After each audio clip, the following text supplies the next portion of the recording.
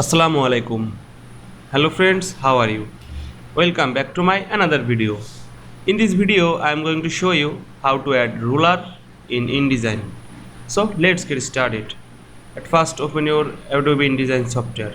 Then go to your document.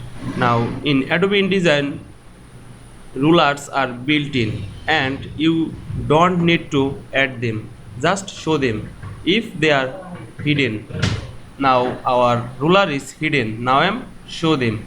Then go to the firstly, go to the view menu and you can see here are show ruler option. Now click this. Now you can see here are my ruler. Now our ruler is showing. Now we can add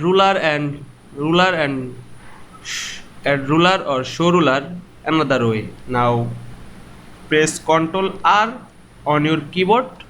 Our ruler is hidden. Then again press Ctrl R on your keyboard. Our ruler is showing. Now you can see add ruler and show ruler in InDesign very easily. I hope you enjoyed my video. Please like, comment, share and subscribe my channel.